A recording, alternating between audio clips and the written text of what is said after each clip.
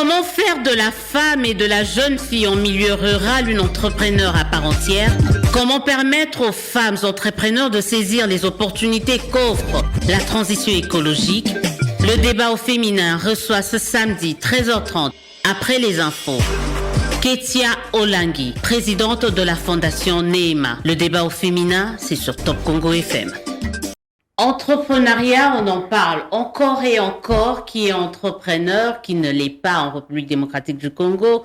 Comment devenir un ou une entrepreneur accompli ici au pays de Félix Tshisekedi? Comment faire de la femme, de la jeune fille en milieu rural une entrepreneur à part entière, susceptible de contribuer au développement du pays dans un monde où le respect de l'écologie s'érige de plus en plus en mode de gestion et de gouvernance? Comment faire en sorte que les Congolais arrivent à consommer de plus en plus bio, mais pas n'importe quel bio, du bio made in DRC, et réussir aussi à en assurer l'exportation? Bienvenue dans votre radio, vous suivez le débat au féminin, votre débat du week-end, vous le savez, sur Top Congo, le week-end, ce sont les femmes qui prennent le règne. Et aujourd'hui, nous avons le plaisir de recevoir Ketia Olangi. Bonjour et bienvenue. Bonjour, c'est un réel plaisir pour moi d'être reçue par vous. Une grande dame dans les médias. Le plaisir est partagé.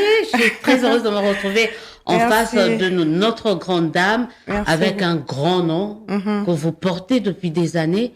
Ça devient de plus en plus lourd, le nom Olangi. Très lourd. Très lourd à porter. Très, très lourd. Ça implique quoi, porter ce nom-là? Déjà, le couple Olangi représentait un visage de l'intégrité, l'unité dans le couple. Maman aussi était très sévère. Et porter ce nom, ce n'est pas facile. Vous devez rester dans cette même lignée-là. Comment vous faites alors? Comment vous faites? Parce qu'on scrute vos moindres faits et gestes. Mais comment vous faites? Est-ce que ça ne vous pousse pas à devenir un peu hypocrite, à dissimuler? Comment vous faites? Non, je suis pas hypocrite, je suis moi, je reste moi. Sauf que je vais garder cette valeur-là, la valeur chrétienne, l'intégrité déjà. Et c'est vrai que c'est pas facile, mais le Saint-Esprit est là pour nous aider. Olangi, c'est la grande famille SIFEM. L'église, comment elle va, comment elle se porte aujourd'hui? L'église, ça va de mieux en mieux. Vous savez, quand un grand leader quitte ce monde, c'est pas facile. C'est vraiment pas facile. C'est vrai qu'il y a eu un moment de questionnement. Les gens se posaient des questions. Est-ce que l'église va rester unie? Est-ce qu'il y aura division? Est-ce que... Mais par la grâce de Dieu, on a pu surmonter cette tempête qui n'était pas facile. Et aujourd'hui, 5 ans après le décès du couple Olangi, l'église est toujours debout. Et d'ailleurs, il y a beaucoup de gens qui commencent à venir. Ceux qui sont partis, ils sont tous revenus. En tant que femme, on sait que le couple Olangi, c'était maman également qui était là. C'était la femme leader qu'elle incarnait. Est-ce que vous arrivez, vous, à trouver votre place au sein de l'église en tant que femme? On se dit, non, mais la femme, elle ne peut pas. Parce qu'il faut pas qu'on se leurre, maman a réussi à briser certains tabous en tant que leader, diriger les hommes. Est-ce que on vous a pas un peu écarté, vous, les filles, les femmes de... Non, vous savez, c'est comme vous dites, Maman Olangi s'est vraiment imposée. Elle avait un leadership, elle avait un caractère, elle avait un charisme d'une femme leader. Et succéder à Maman Olangi n'est pas facile. Vous savez, ce n'est pas facile. Vous savez, elle a fait 25 ans de ministère et ça a été aussi un processus pour elle, pour arriver à pouvoir réincarner cette femme imposante, cette femme puissante. Et je pense que c'est pas du jour au lendemain qu'on peut remplacer Maman Olangi, surtout que c'était elle la visionnaire. Quand elle a eu cette vision, on n'était pas là quand Dieu lui a parlé, lui a cédé cette vision. Nous, on n'était pas là. On est juste là, je peux dire, on est là pour gérer en fait. Pour, comme on dit en anglais, make sure. Donc, être sûr que ce qu'elle a laissé ne déraille pas. Nous sommes là pour être sûr que les choses marchent comme elle le voulait. Donc, je peux dire, on ne peut pas remplacer Maman Olangi. On est juste là pour gérer, pour faire en sorte que le ministère se porte bien. En tant que la femme qu'elle était, on parle des femmes. Est-ce qu'aujourd'hui, vous retrouvez, vous dites, ouais, je veux devenir leader, peut-être pas au niveau de l'église, mais en tant que femme leader, est-ce que vous dites cela, une façon pour vous de l'honorer? Oui. Maman Olangi, c'est l'image d'une femme forte qui a surmonté beaucoup de tempêtes. Quand je parle de tempête, c'est les insultes, mépris, rejet. Elle a été mal comprise. Donc, les gens ne comprenaient pas son message. Tout ce qu'endurent les femmes qui veulent devenir leaders, en fait. Voilà, c'est la même chose, en fait. Et je l'ai vue surmonter. Il y a des jours où je l'entendais pleurer dans la chambre, mais quand elle sortait, c'est la femme forte. Donc, jusqu'à la fin, elle n'a pas lâché. Alors, c'est un peu mon modèle. C'est mon modèle, Maman Lingui. Et je me dis, si elle a pu réussir dans le domaine spirituel, moi, en tant que femme entrepreneur, en tant que femme leader dans le monde politique ou dans le monde humanitaire, je peux aussi réussir. Alors, c'est mon modèle, Maman Lingui. C'est ça aussi le message qu'il faut dire à toutes les femmes. Je dis souvent, avec la femme, on est tellement habitué à être complimenté que deux fois, on a peur face à une critique, face à des invectives. On relâche facilement. Oui. Et pourtant, il y a des modèles comme Maman Lingui qui, elles, n'ont pas capitulé. Elles ont foncé. Une femme très résiliente. Très résiliente. Ouais. Et on a besoin de la résilience quand même. C'était un plaisir de parler de cette grande dame tout au début de cette émission. Vous êtes présidente d'une fondation, pas la Fondation Lingui. Non. Fondation Neema. Neema, C'est voilà. la grâce, c'est ça? La grâce, oui, la grâce. Pourquoi vous n'avez pas fusionné les fondations? Ok, déjà la Fondation Olangui est un grand partenaire de la Fondation Neema. La Fondation Olangui, elle est plus basée sur le spirituel. Okay. C'est vrai que nous avons aussi le secteur, le côté social dans l'Église que maman avait développé. Mais moi, à travers ma fondation, la Fondation Neema, on est plus sur l'humanitaire, le développement de la femme, la promotion de l'entrepreneuriat féminin et l'éducation des enfants.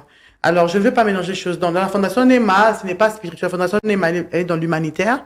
Et la Fondation Olangui Osho, c'est le spirituel, donc le combat spirituel et tout ce que vous savez à propos de la Fondation Olangui. Est-ce une façon pour vous de tracer votre chemin loin de cette image de la fille d'Olangui, de vous créer votre propre route, en fait, aussi? Bon, je pense que c'est vrai que je suis une fille. Je suis la fille de papa et maman Olangui, mais entre-temps, je suis un humain. Je suis une personne à part entière.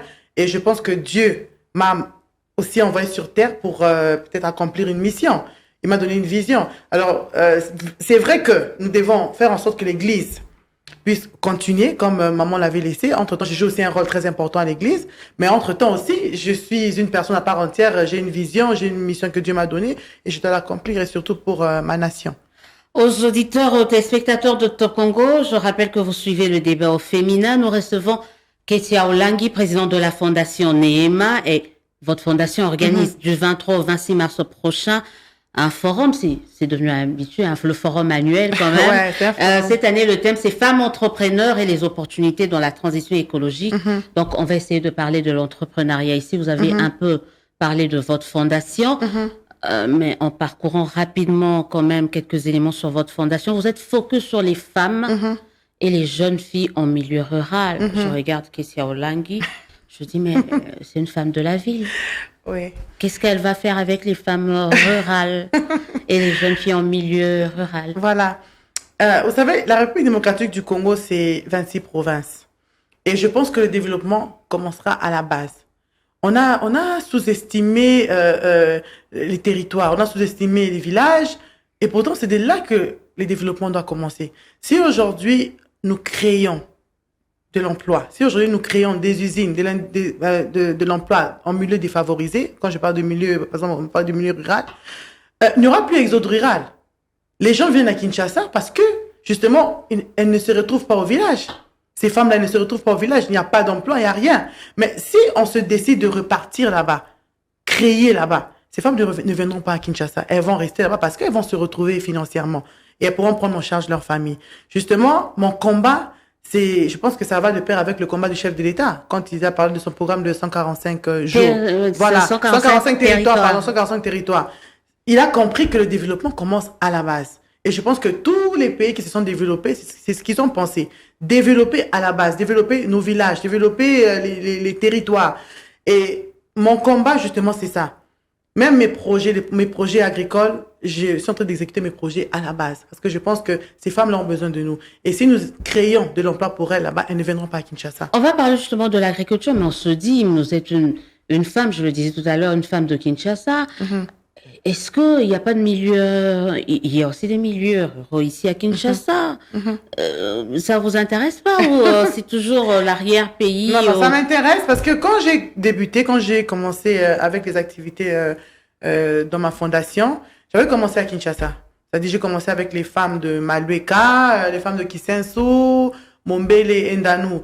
J'ai commencé d'abord par donner des microcrédits aux femmes pour qu'elles créent des activités génératrices de revenus. Mais en fin de compte, vous allez vous rendre compte que ces mêmes femmes reviennent vers vous. Maman Ketia, ça dit ça, je dis, oh, mais maman, ça fait des CA 2 mois, on appelle ça que $500, mais qu'est-ce que tu as fait? J'ai compris qu'il y a un problème de formation.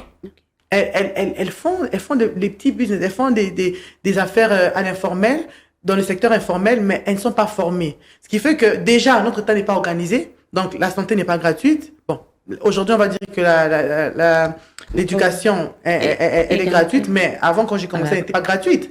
Donc, ce qui fait que elle va prendre l'argent dans le capital pour aller prendre en charge sa famille. Donc, ça n'allait pas. Alors, je me suis dit, au lieu de donner des microcrédits aux femmes, pourquoi ne pas créer des entreprises et engager ces femmes-là comme nos ouvrières? Parce que quand elles sont comme nos ouvrières, elles ont des formations et en même temps... elles sont rémunérées. Elles sont rémunérées, elles savent comment... elles pourront gérer leur famille avec un salaire fixe. Parce que vous voyez, quand vous faites des affaires, vous savez, aujourd'hui, vous vendez 200 francs, demain, vous vendez 300 francs et ça complique. Alors, c'est comme ça qu'à la 3e édition, on s'est décidé, nous, femmes entrepreneurs, de créer une entreprise agroalimentaire. On s'est essayé de créer 10 entreprises, mais on a commencé par l'agroalimentaire parce qu'on a compris aussi avec la Covid, pendant le confinement, que toutes les frontières étaient fermées. Le Congo dépend, je pense, à 90% des produits importés. On importe tout. On importe tout, voilà. Alors, il y a eu ces problèmes des frontières. Alors, je me suis dit, si on ne se prend pas en charge le Congo dans 10 ans, je ne sais pas ce que devient notre pays. Il faut qu'on commence, même si c'est difficile, qu'on commence quelque part, qu'on essaie d'innover dans ce secteur agricole. Et on s'est décidé de créer une société agroalimentaire. Et au mois d'octobre, on a lancé la première production de la farine de manioc. Et très bientôt, on va lancer aussi notre farine de maïs. On va parler de tout ce que vous faites en tant que femme entrepreneur dans le cadre de votre fondation. Mais revenons un peu sur Kessia, femme qui fait l'agriculture. Vous êtes loin de ces clichés-là. Quand on parle d'une femme rurale, une femme qui s'adonne à l'agriculture, on voit cette maman-là qui va au champ. Voilà, qui est un peu, à sa façon. On se dit, mais c'est un autre contraste, c'est un paradoxe. Pourquoi avoir choisi ce secteur-là, qui, comme je viens de le décrire ici, sur base des clichés, on suppose que c'est vraiment l'image d'une femme qui s'abandonne totalement, qui ne prend pas soin d'elle, qui se relâche. En fait. Vous savez, c'est ce qu'on pense. Je pense que c'est aussi l'éducation à la base. Surtout la francophonie. Vous savez, nous, les francophones, on est un peu, je peux dire, un peu orgueilleux. Mais les anglophones... Même si on n'a rien, quoi. Tu meurs de faim, mais vous allez comprendre avec moi que les anglophones, aux États-Unis, qui sont des familles nobles, ce sont des fermiers. Exact. Quand on parle de la famille Ewing, ce sont des familles qui ont existé. Ce sont des familles, ce sont des fermiers. C'est l'agriculture qui rend riche. Ouais, voilà, c'est l'agriculture qui rend riche. Alors, je pense que il faudrait qu'on enlève ce complexe-là. Il ne faudrait pas qu'on pense que parce que je suis agriculteur ou agricultrice, que je suis négligée. Et je ne veux même pas dire agricultrice. Moi, je m'appelle agripreneur. Je suis une agripreneur parce que j'ai identifié les opportunités en faisant l'agriculture. Et l'agriculture, ce n'est pas seulement les champs. C'est toute cette chaîne de valeur. Alors, la Fondation Nema ne se limite pas seulement aux champs. Nous sommes déjà en train d'exécuter cette chaîne de valeur, donc du champ à la transformation.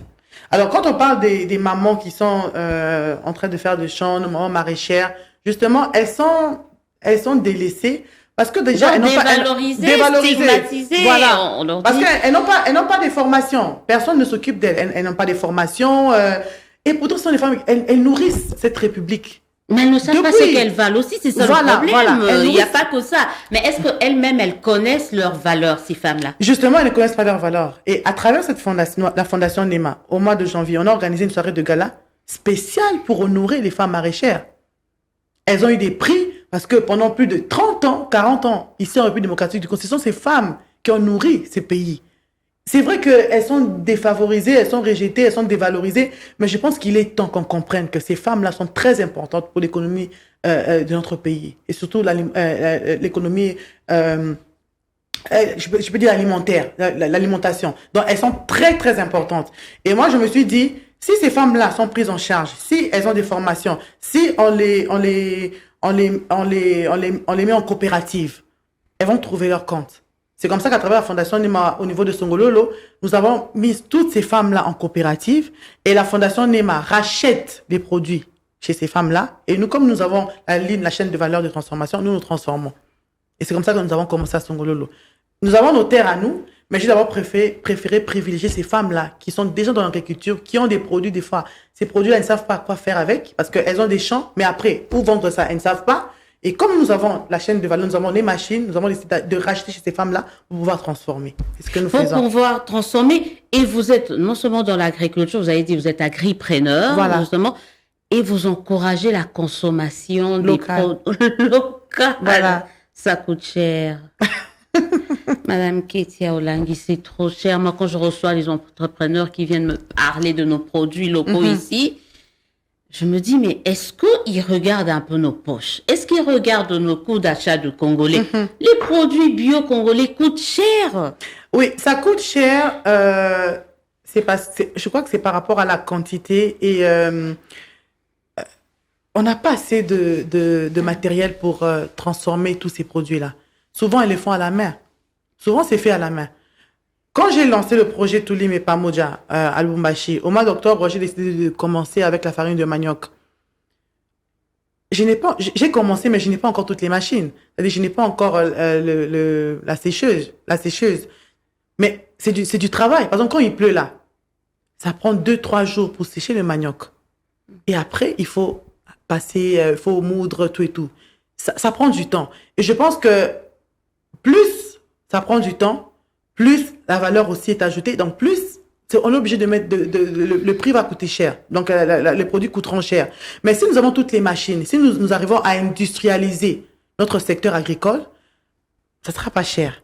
Donc, je pense que le problème, c'est nous produisons localement, oui, mais on le fait manuellement. Mais on n'a pas assez de machines. Pourquoi je dois acheter du bio congolais qui coûte cher alors que je peux m'acheter des surgelés, mais au regard de mon pouvoir d'achat, dites-moi pourquoi je dois acheter ce qui est plus cher.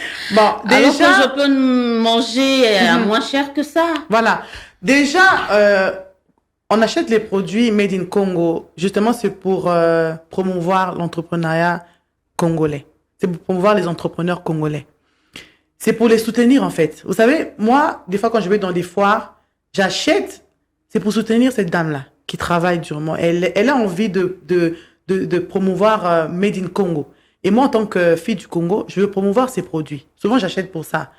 Et deuxièmement, les produits surgelés, les produits importés, c'est bien, maman Odia. Mais entre-temps, la santé. Entre-temps, ta santé.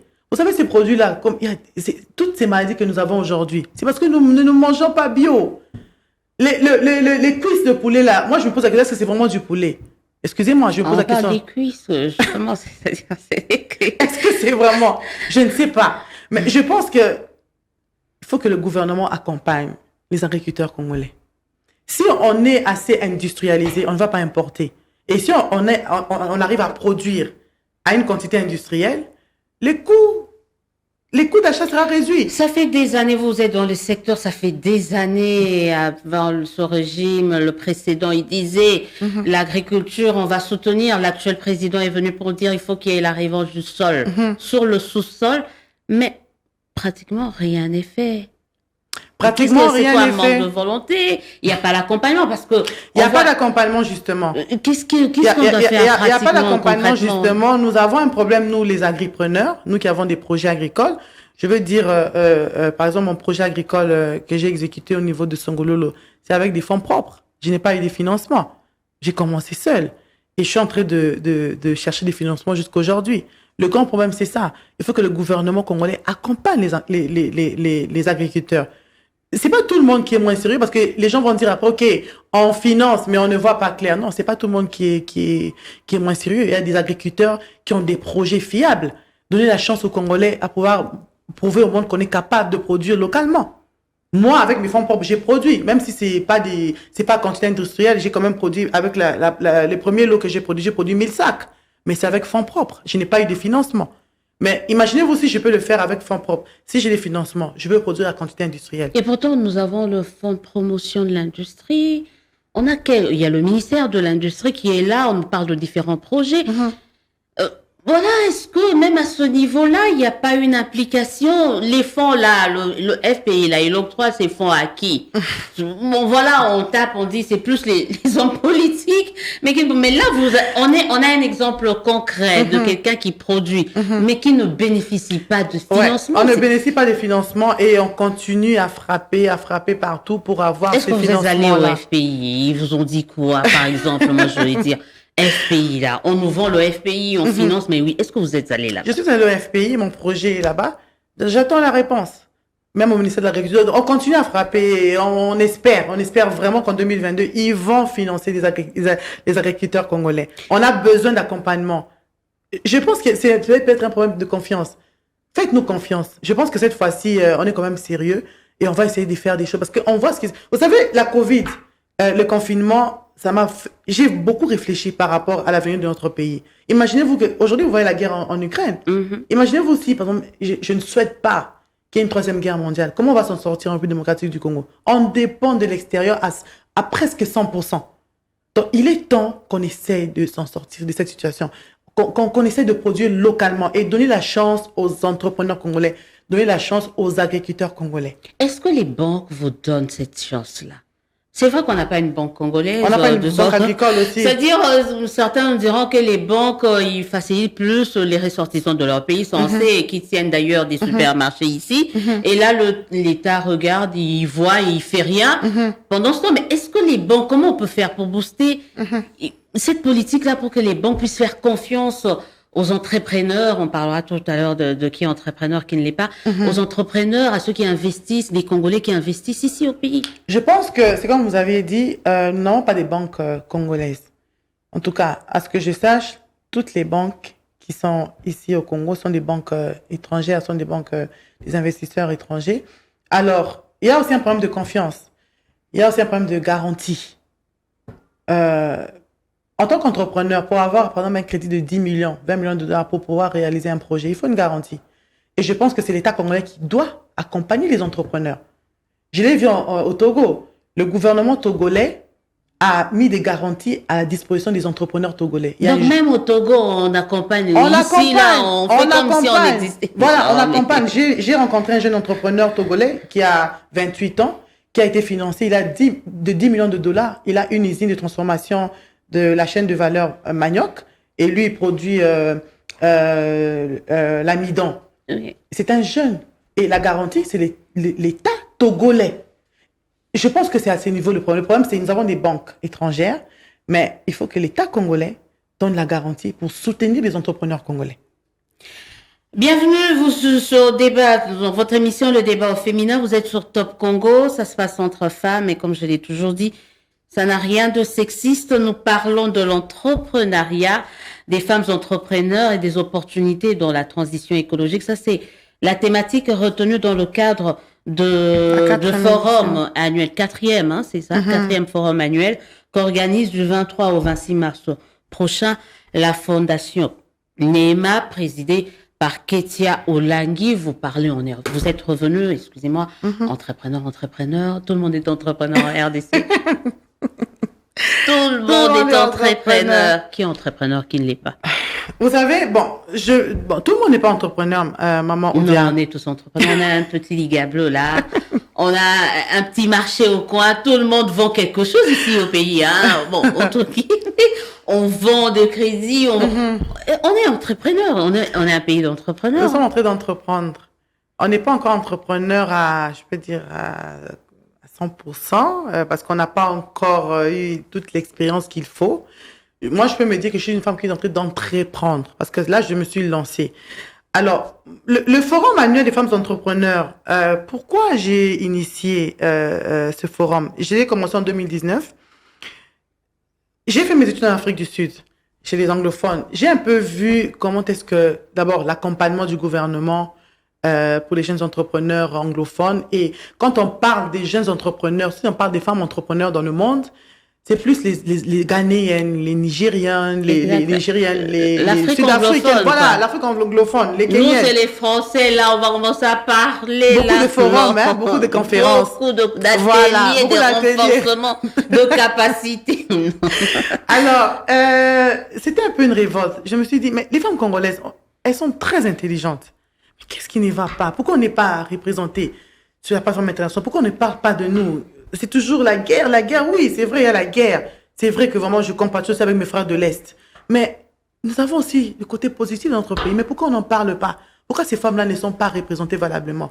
Alors, je me suis dit de créer une plateforme qui va réunir toutes les femmes leaders d'opinion et essayer de voir ensemble qu'est-ce qu'on peut faire pour trouver des solutions ensemble. Parce que je pense que la solution de notre pays, c'est de travailler en synergie. De travailler ensemble. Quand je parle ensemble, c'est dans tous les secteurs, que ce soit en politique, que ce soit en entrepreneuriat, l'agriculture, dans tous les secteurs, on peut se mettre ensemble. Vous allez me dire, OK, c'est difficile de travailler ensemble en tant que femme, comme on le dit. Mais essayons de surpasser nos égos. Essayons de nous dire, OK, le Congo a un problème. Chacun a essayé de faire individuellement, mais ça ne marche pas. Mettons-nous ensemble, essayons de voir qu'est-ce qu'on peut faire pour changer l'image de notre pays. Je me suis dit, OK, je vais lancer la première édition en 2019. Et la première édition, OK, c'est comme tu dis, c'était le français, c'était thématique, tout ça. Il n'y avait pas de retombées. Deuxième édition, je l'ai initiée, c'était à Lubumbashi, à Bukavu. Après, je me suis dit, OK, le Congo, c'est pas seulement la République, c'est pas seulement Kinshasa. Le Congo, c'est des 26 provinces. Donc, je me suis décidé de faire ces éditions dans différentes provinces. Je vais à Bukavu, OK, on fait, c'est comme tu dis, thématique, français, tout et tout. À la fin, pas de retombées. Alors, à la troisième édition, je me suis dit, non, je ne ferai pas comme les autres. C'est bien beau de faire des forums, des conférences, des ateliers, mais après, qu'est-ce que nous faisons concrètement pour changer l'image de notre pays? Nous, femmes, qu'est-ce que nous faisons ensemble pour changer l'image? Et la thématique de la troisième édition, c'était la femme entrepreneur, des opportunités dans le secteur agricole et minier. Après la conférence, dans les recommandations, on s'est dit, OK, on va créer des entreprises. Nous, femmes entrepreneurs, ensemble. Et on va lancer la première entreprise, la Société provinciale de développement, une société agroalimentaire où nous allons produire la farine de maïs et la farine de manioc. Et nous allons voir ainsi de suite comment aussi introduire l'huile de tournesol, tout ça. Donc, on veut faire une industrie à part entière. Donc, industrialiser notre secteur agricole. Et on a lancé le projet à la salle. J'étais étonnée de voir que les femmes ont répondu oui. Parce qu'après, je me disais, est-ce qu'elles vont accepter? Est-ce qu'elles auront confiance? Quelques femmes ont accepté et elles nous ont accompagnées. Elles ont accepté d'être aussi partenaires de ce projet. D'autres étaient un peu réticentes. Oh non, est-ce que ça va marcher? Mais quand on a lancé la farine de manioc, beaucoup de mamans qui disaient, OK, on pensait que c'était comme les autres. Vous lancez un projet, puis il n'y a pas de concrétisation. Et aujourd'hui, les femmes continuent à acheter des parts dans la société. Comme je dis, nous avons lancé la farine de manioc et bientôt nous allons lancer la farine de maïs. Donc, c'est pour dire que si nous avons la volonté de changer les choses vont changer dans notre pays. C'est quoi la particularité de ce quatrième forum? Vous avez dit la particularité de la troisième, du troisième plutôt forum, c'est que vous avez mis en place ce côté, on applique ce côté pragmatique voilà. Et tout. Mais c'est quoi la nouveauté pour ce quatrième forum? OK. La quatrième édition, nous allons parler de l'écologie, la transition écologique, l'environnement. Justement, nous avons tiré ce thème par rapport au thème international, voilà, ouais. Et le thème national. Et comme, vous savez, la journée de la femme, justement, c'est aussi ça. La journée de la femme, ce n'est pas seulement l'épargne. Ce n'est pas seulement aller boire, OK, être ensemble, oui, c'est bien. C'est même pas le pain, c'est pas le pain, voilà. Parce que j'aimerais pas vexer non, mes sœurs. On doit le dire, c'est pas les pains. J'aimerais pas vexer mes sœurs. C'est juste dire... On peut porter le pain n'importe quel jour. Mais c'est ce que nous faisons là. Voilà. C'est s'asseoir sur une table et voir qu'est-ce que nous pouvons faire concrètement pour changer les choses en République démocratique du Congo. Alors, c'est comme ça que j'ai initié ce forum au mois de mars. Nous allons parler de l'écologie, des opportunités en tant que femmes entrepreneurs. Il y a des femmes entrepreneurs dans ces secteurs. Il y a des femmes entrepreneurs qui sont dans la transformation des déchets. Mais elles ne sont pas prises en charge. Elles n'ont pas de financement. Mais elles essayent de faire. Il y a des femmes qui transforment les bouteilles en plastique. Mais elles n'ont pas de financement. Alors, c'est comme ça qu'on s'est dit, comme le thème de cette année, c'est l'écologie, la transition écologique, nous allons nous baser sur ça et voir comment est-ce qu'on peut financer les projets des femmes qui sont dans ce secteur. Et nous avons contacté quelques femmes qui sont dans la transformation des déchets. Elles feront partie de ce forum. Et après les panels, elles vont présenter leurs projets. Et nous allons faire un appel de fonds pour financer ce projet. Donc, il y a des possibilités d'avoir des opportunités de trouver un financement dans l'écologie. C'est vrai, quand j'ai préparé l'émission, je dis, mais non, madame, elle a brûlé les étapes. On n'est même pas un pays semi-industrialisé qu'on nous demande déjà d'adopter un autre. Je me disais, mais est-ce qu'on ne brûle pas les étapes déjà par rapport à ça? Non, on ne brûle pas les étapes parce qu'il y a des femmes qui le font. Nous avons le biomakala. Nous avons des femmes qui font le biomakala, mais elles ont besoin d'un renforcement financier. Elles le font déjà, mais elles ont des problèmes parce qu'elles n'arrivent pas à produire à quantité industrielle, parce qu'elles ne sont pas financées. Nous avons des femmes qui sont dans la transformation des déchets, des bouteilles en plastique. Elles le font déjà, mais elles n'ont pas des moyens pour produire à quantité industrielle. Justement, à travers ce forum, nous allons les accompagner. Parce que le forum, en fait, c'est quoi? C'est aider, c'est s'entraider nous femmes. Moi, comme je ne suis pas dans l'écologie, moi, je suis femme entrepreneur, agripreneur, je suis dans l'agriculture. Mais j'ai des sœurs qui sont dans la transition écologique. Alors, pour moi, c'est comme j'ai dit, la Fondation NEMA, ce forum est un véhicule d'excellence pour promouvoir la femme entrepreneur congolaise. Et l'entrepreneuriat, c'est plusieurs secteurs. Il y a des femmes qui sont dans le secteur écologique. Nous allons les accompagner, justement. Ce forum est fait pour accompagner ces femmes qui sont déjà dans ce secteur. En parcourant toujours, en préparant cette émission, j'ai vu une affiche annonçant justement cet événement qui aura lieu, on le rappelle, du 23 au 26 mars prochain, ce forum annuel de la Fondation NEMA. Et j'ai été interpellée par le coût. $100 et 50, je dis, ben là, ça, c'est pas pour les femmes rurales. Donc, nous autres, on a exclu. Comment demander à tu n'es pas exclu, maman Audi. Mais on est exclu $100. Mais vous ne voyez pas que vous excluez certaines femmes. Non, je n'exclus pas. Le forum annuel des femmes entrepreneurs, une femme, une idée, un projet, c'est comme j'ai dit, je l'ai initié pour que les femmes leaders se mettent autour d'une table pour trouver des solutions. Parce qu'on ne va pas faire venir toutes les femmes. Chaque femme leader travaille avec des femmes. OK. Voilà. Alors, nous, femmes leaders, on s'est mis ensemble. Je vais donner l'exemple de cette femme que nous allons aider, qui est dans la transition écologique. Elle travaille avec des mamans. Elle vient en tant que femme leader. Nous trouvons des solutions ensemble. Nous faisons un appel de fonds pour elle. Elle est financée. Quand elle est financée, elle repart à la base. Et ce sont des vies de ces femmes qui seront impactées. Donc, ce n'est pas qu'il y a discrimination, mais c'est juste que ce sont les femmes leaders qui viennent ensemble pour parler des questions et trouver des solutions. Et enfin, aller impacter, comme je peux dire, comme on appelle les bases, en fait, nos bases, voilà. Mais celle qui aspire à devenir leader, qui n'a pas $50, attends, je vais le dire en francs, 100 000 francs. 100 000 francs. C'est énorme, parce que quand on dit dollars, là, on croit que c'est, non, qui n'a pas 100 000 francs, qui n'a pas 200 000 francs. Mais elle sent qu'elle a l'âme de leader, elle veut devenir aussi entrepreneur, elle veut également connaître les opportunités. Est-ce que vous ne voyez pas que c'est quand même de l'exclusion? Oui, il y a des séances de rattrapage. Oui, la Fondation NEMA organise des séances de formation. Elles sont d'ailleurs gratuites. Nous organisons des ateliers aussi, elles sont gratuites. Pourquoi c'est payant? Il faut qu'on apprenne aussi à payer pour acquérir de l'intelligence et de la connaissance. Ça aussi, c'est une mentalité anglophone que nous, francophones, n'avons pas. Les francophones, on est un peu là. Si tu veux payer on te dit, on donne un montant, par exemple, des prix, il faut payer. On est toujours, c'est cher. Non. Vous savez, il y a des forums aujourd'hui qui coûtent 5 000 $, 10 000 $ pour participer aux États-Unis, en Europe. Il y a des forums qui coûtent 5 000. Et il y a des gens qui payent. Le pouvoir d'achat, la comparaison. Mais non, en fait, c'est $50, c'est vrai que c'est cher, mais c'est aussi une manière pour moi d'apprendre aux gens à investir pour acquérir de l'intelligence. Parce que déjà, en assistant à ce forum, vous allez rencontrer des personnalités, il y aura des B2B, vous allez rencontrer des opportunités. Vous viendrez avec vos projets, peut-être vous pouvez rencontrer un bailleur de fonds qui peut financer votre projet.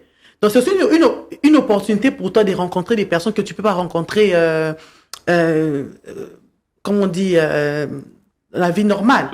Il Il y a des gens qu'on peut pas rentrer dans la vie normale. C'est pas facile. Il faut demander une audience pour rencontrer la personne.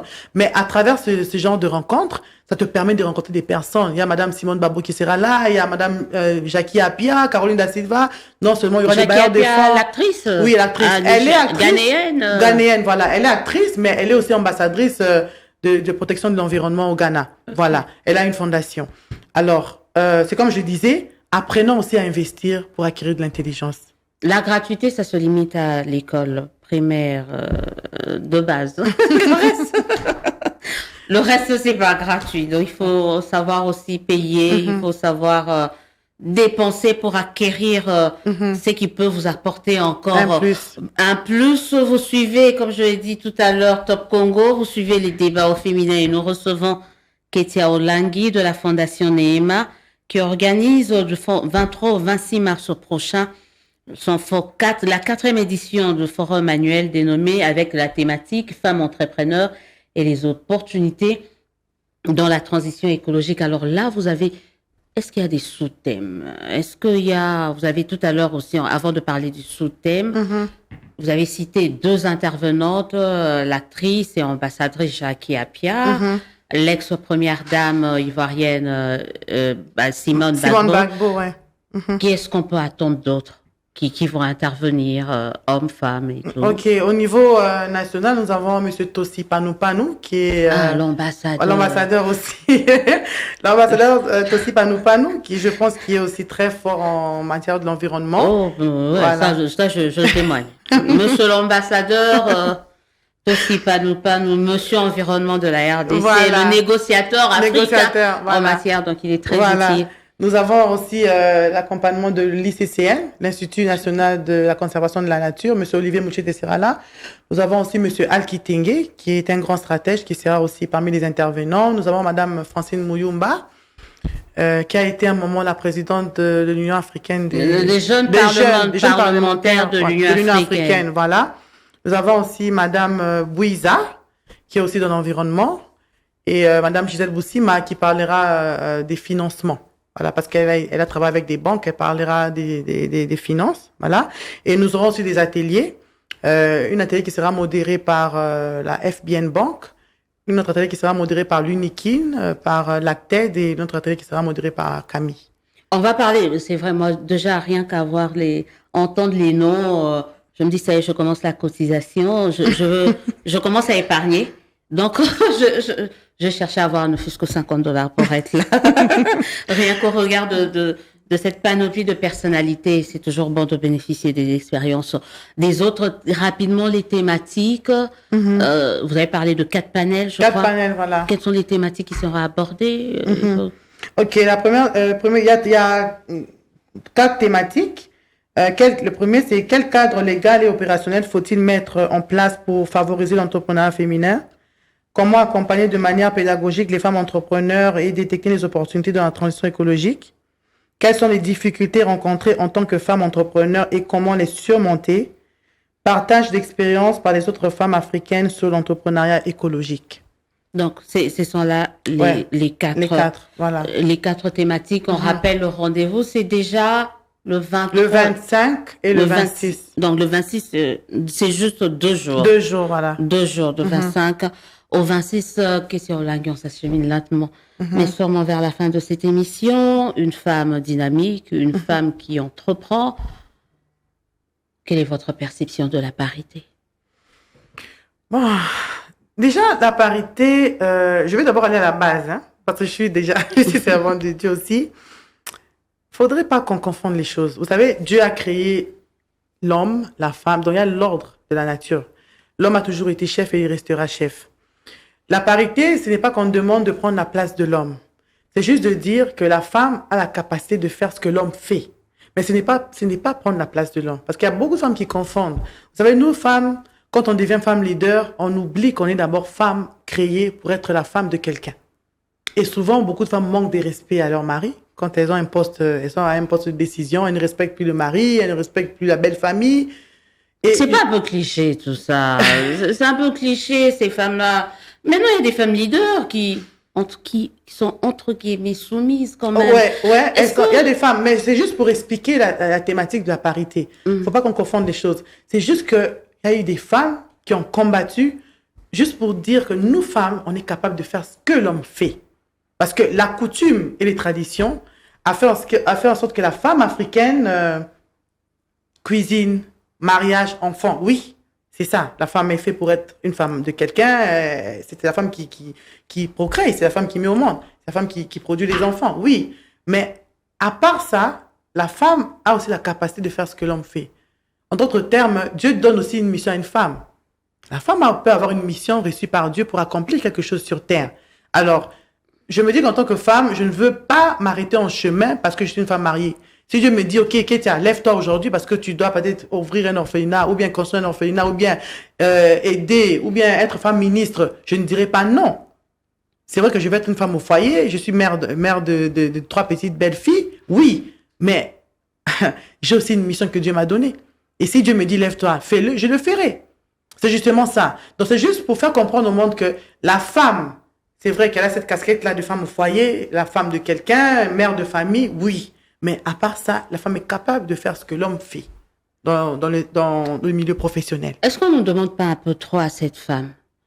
Par exemple, on est dans le milieu politique, il suffit qu'une femme ne fasse pas peut-être bien son travail, c'est toutes les femmes qui sont clouées au pilori. Est-ce que la société ne nous demande pas un peu trop?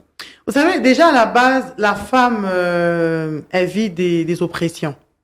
La femme, si dans une famille, par exemple, l'enfant réussit ou une fille a un diplôme d'état universitaire, vous savez ce qu'on dit? Papa. Mais quand la fille échoue, ta fille, elle a une grossesse avant le mariage. Qu'est-ce qu'on va dire? Maman Nayo. C'est la maman. Voilà. La maman porte toutes les responsabilités. Et je pense négative, voilà. Alors, mais la femme a cette capacité de supporter ça aussi. Nos mamans ont supporté des insultes. Elles ont supporté. Et je pense que si Dieu permet que la femme reçoive tous ses coups, c'est parce que Dieu sait que la femme peut supporter toutes ces insultes, toutes ces injustices.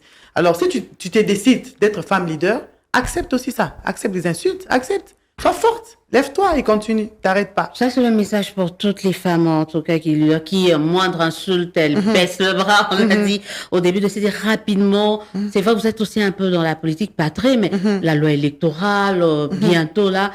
Qu'est-ce qu'on peut espérer pour la femme? On a vu le président Mbosso dire, oui, aujourd'hui, on va soutenir la femme pour que la Constitution puisse être respectée. Mais les femmes, qu'est-ce qu'elles peuvent faire pour aujourd'hui, par exemple, dans les listes électorales, dans la loi électorale, que cette femme puisse être prise en compte, justement, dans le combat? Vous savez, la femme, déjà, elle a peur de se lancer en politique. Vous voyez un peu le climat politique. Chez nous, au Congo, c'est pas facile. Vous savez, même moi, quand je me suis lancée en politique, qu'est-ce que je n'ai pas reçu comme insulte? Il y a d'autres qui m'ont dit, mais Maman Langui n'a pas fait la politique, qu'est-ce que tu vas faire en politique? J'ai dit, non, Maman Langui, c'est une personne à part entière. Elle a eu sa mission. Et sa mission n'était pas d'être femme politicienne. Sa mission était d'être une servante de Dieu. Elle devait s'occuper que des choses de Dieu. Moi, j'ai une mission pour ma nation, en tant que femme politique, en tant que femme servante de Dieu et en tant qu'entrepreneur. Alors, les femmes ont peur d'affronter les regards des gens. C'est pourquoi vous allez vous retrouver dans une liste, il y a peut-être 2, 3 femmes et les restes sont des hommes. Parce que les femmes ont peur. Et je pense que les femmes doivent surmonter cette peur-là. Et c'est le travail que nous faisons sur terrain. Quand nous mobilisons les femmes, nous motivons les femmes. Je dis toujours aux femmes, si tu sens que tu as la mission de servir ton pays, lève-toi. Lève-toi et fais-le. Parce que, j'ai toujours dit, le plus grand péché, c'est de ne pas accomplir sa mission sur terre. Et Dieu te posera cette question. Je t'ai envoyé sur terre, est-ce que tu as été ce que j'ai voulu que tu sois? Beaucoup vont en enfer à cause de ça. Donc, si tu as une mission pour soutenir ce pays, si tu as une mission en politique, lève-toi, fais-le. Et ne le fais pas dans, comme on dit, il y a un terme là qu'on utilise. Voilà, fais-le avec ton cœur et fais-le bien dans l'intégrité. Ne vends pas ton pays, ne va pas dans la corruption, fais-le dans l'intégrité, ne vends pas ton corps aussi. Parce que le plus grand problème que nous femmes nous avons, on nous ferme les portes parce que tu ne sais pas dire oui à tout le monde. Les femmes, si tu ne dis pas oui, on te ferme les portes. Mais il faut tenir ferme. Il faut tenir ferme, il ne faut pas vendre ton corps parce que tu veux avoir une position. Garde ta position en tant que femme leader, en tant que femme politicienne, mais garde ton intégrité aussi. Et c'est cette intégrité qui te donnera de la valeur. Voilà, c'est par ici qu'on va mettre un terme, à moins que vous n'ayez un mot de la fin pour qu'on puisse clôturer cette émission, en tout cas. Mon mot de la fin, c'est de souhaiter d'abord bon mois de la femme à la femme congolaise, femme africaine, la femme du monde. Femme, ne baisse pas tes bras. Je sais que c'est pas facile d'être femme dans les milieux politiques ou bien en tant que femme leader. Même dans l'entrepreneuriat. Voilà, même dans l'entrepreneuriat, c'est pas facile. Mais ne baisse pas tes bras. Continue à foncer, persévère. Et je sais qu'un jour, tu donneras ton témoignage. Et deuxièmement aussi, j'invite les femmes à venir participer le 25 mars et le 26 mars. Nous avons des grands intervenants. Il y a Madame Simone Gbagbo. Vous savez, c'est une femme qui a beaucoup subi. Je n'ai jamais vu une femme. Je sais pas si c'est une femme qui a été humiliée comme cette femme-là ici en Afrique. Moi, je l'appelle la mère des Africaines parce qu'elle a été humiliée publiquement, mais elle est restée ferme. Si tu veux rencontrer Madame Simone Gbagbo, viens participer à ce forum. Il y a Madame Simone Gbagbo qui sera là. Il y a Madame Jackie Appiah, que nous connaissons tous comme une grande actrice de Nollywood. Nous avons Madame Caroline Da Silva, qui est une grande journaliste à la RTI, qui présente l'émission C'est Midi. Oui. Voilà, nous avons Monsieur Al Kitenge, Monsieur Tossi Panou, Madame Wiza, dans toutes ces grandes personnalités. En tout cas, ne ratez pas le 25 et le 26 mars, vous ne serez pas déçus. Ketia Olangi, merci d'avoir répondu à notre invitation. Merci. Merci aux auditeurs et téléspectateurs de la meilleure de radio Top Congo. Vous êtes de plus en plus nombreux à nous suivre. Restez branchés, abonnez-vous sur la chaîne YouTube et continuez à nous appeler, à nous écrire pour vos remarques et suggestions. On sera toujours là pour vous. On se dit au revoir, à très très bientôt. Surtout n'oubliez pas votre émission Le Débat au féminin. Ça se passe entre femmes, mais ça n'a rien de sexiste. À très bientôt. Comment faire de la femme et de la jeune fille en milieu rural une entrepreneure à part entière? Comment permettre aux femmes entrepreneurs de saisir les opportunités qu'offre la transition écologique? Le Débat au féminin reçoit ce samedi 13h30 après les infos Ketia Olangi, présidente de la fondation Neema. Le Débat au féminin, c'est sur Top Congo FM.